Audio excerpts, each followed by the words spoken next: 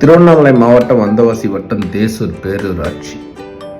தேசூர் ஏரிக்கரை கீழே ஒரு கல் தூண், அதாவது அசோக சக்கரம் அப்படிங்கிற ஒரு தம்ம சக்கரம் கிடைச்சிருக்கு. எங்கள் ஏரியாவில் ஏதாவது ஒரு இந்த மாதிரி ஒரு இது கிடைக்காதான்னு தேடிட்டு இருந்த நமக்கு இது கிடைச்சிது, எவ்வளோ பெரிய விஷயம். ஸோ இதை பற்றி ஒரு வீடியோ போட்டுடலாம்.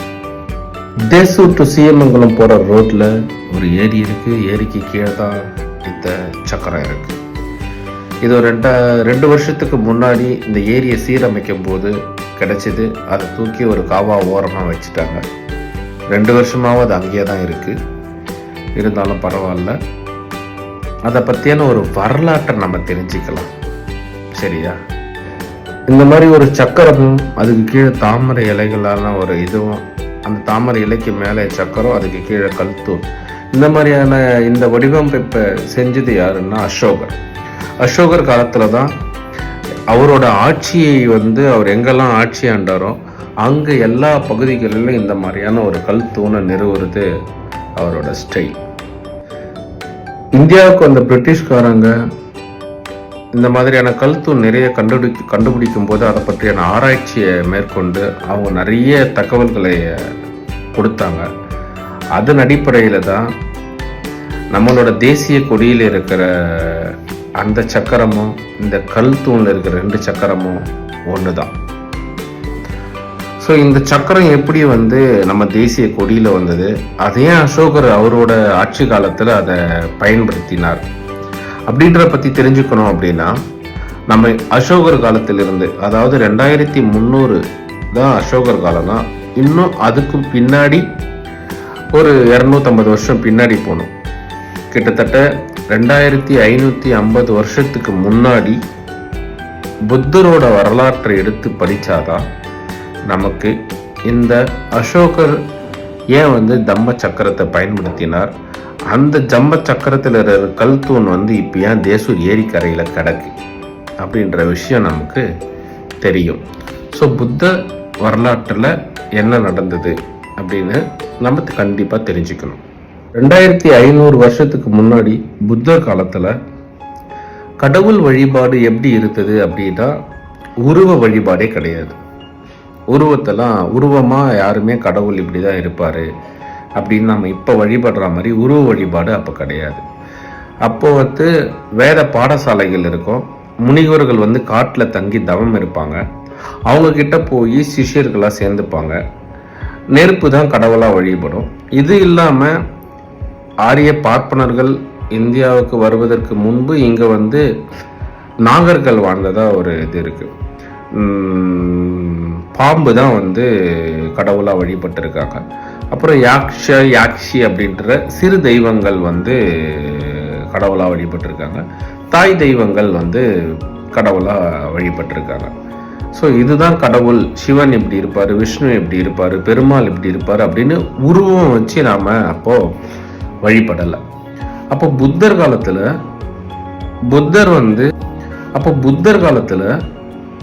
புத்தர் இந்த சடங்கு முறைகளை எதிர்த்தார். அதாவது சடங்கு முறைகளை எதிர்த்தார் அப்படின்னா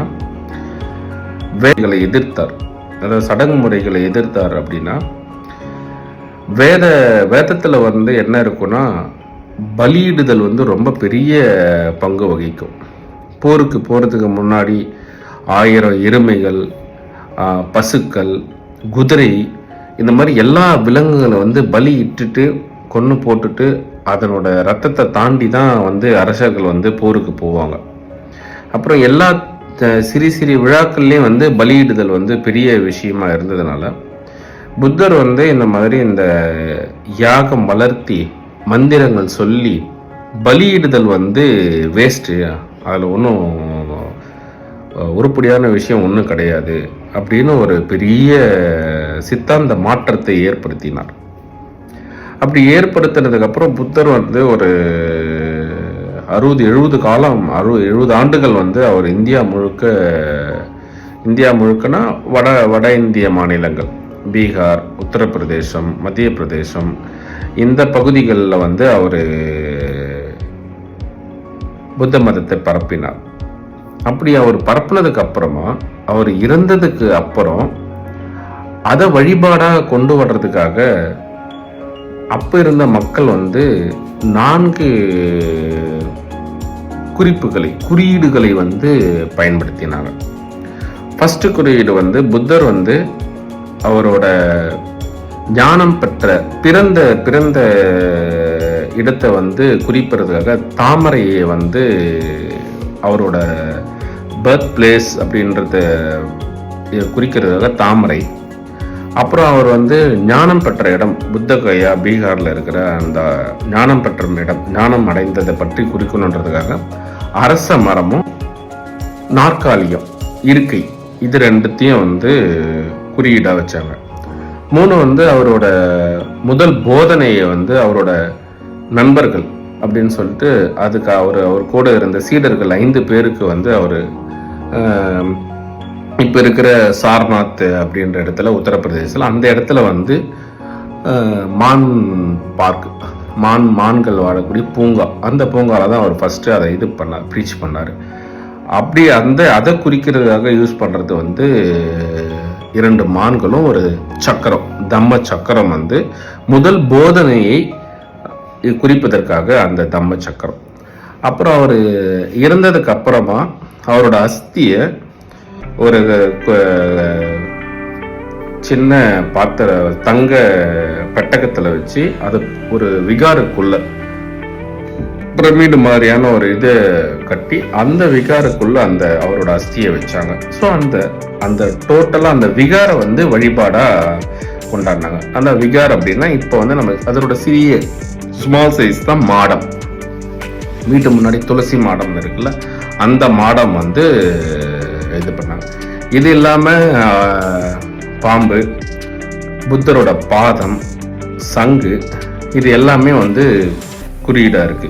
முக்கியமான குறியீடு என்னன்னா தாமரை, சக்கரம், அசோக மரம், நாற்காலி, அவரோட விகார், மடம், மாடம், இதுதான் வந்து புத்த மதத்துல வந்து ரொம்ப முக்கியமான இதுவா பார்க்கப்படுது.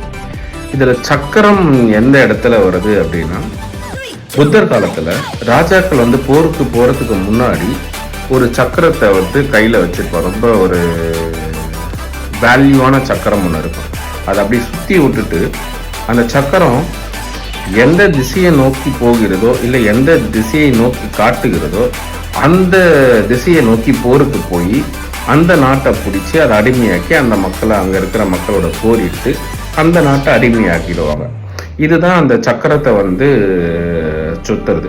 இந்த மாதிரி சக்கரத்தை வந்து இது பண்ணும்போது அது நாடு பிடிக்கிறதுக்காக இருந்ததுனால புத்தர் என்ன பண்ணாரு, நாடு பிடிக்க வேணாம், மக்களை கொல்ல வேண்டாம், இந்த சக்கரத்தை சுத்தி விடுவோம், இந்த சக்கரம் சுத்தி எந்த திசையை காட்டுதோ அந்த திசையில தம்மத்தை பரப்புங்கள்.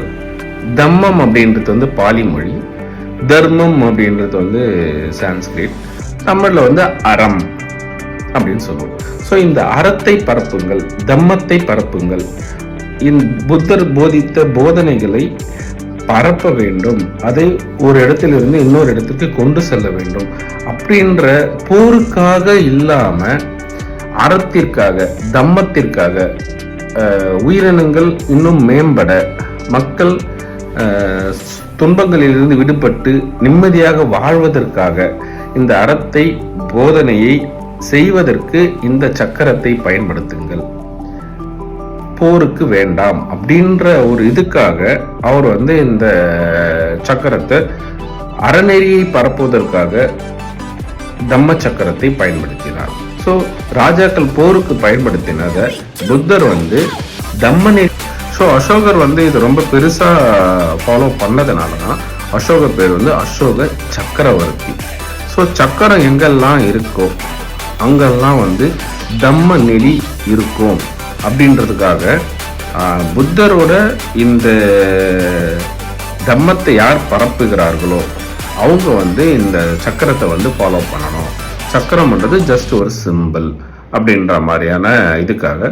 அதுக்கப்புறம் தான் 300 வருடங்கள் கழித்து, புத்தர் எழுந்து 300 வருடங்கள் கழித்து அசோகர் வந்து அவரோட கலிங்கத்து போருக்கு பின்னாடி புத்த மதத்தை தழுவி புத்த துறவியாகி அவர் பல்வேறு இது செய்யணும். அவர் ஆட்சி காலத்துல தான் இந்த மாதிரியான குறியீடுகள் வந்து அங்கங்கே நிறைய விகார்கள் கட்டினார். கட்டும்போது இந்த குறியீடுகளும் இந்த கலைநயமிக்க ஏகப்பட்ட அம்சங்களும் அப்போ தான் வந்து இந்தியா முழுக்க பரவிச்சு. அதில் ஒரு சின்ன இதுதான் வந்து இந்த கல்தூண், அசோகத்தூண். அந்த புத்த மதத்தை சார்ந்த புத்தர் காலத்தில் புத்தர் இது பண்ண கொள்கைகளை பரப்புவதற்காக, அப்புறமா அசோகர் வந்து அதை அவரோட ஆட்சி காலத்தில் நிறுவனதுனால இந்த தம்ம சக்கரம் வந்தது. அந்த தம்ம சக்கரம் தான் இப்போ தேசூர் ஏரி கரையில் இங்கு இருக்கு.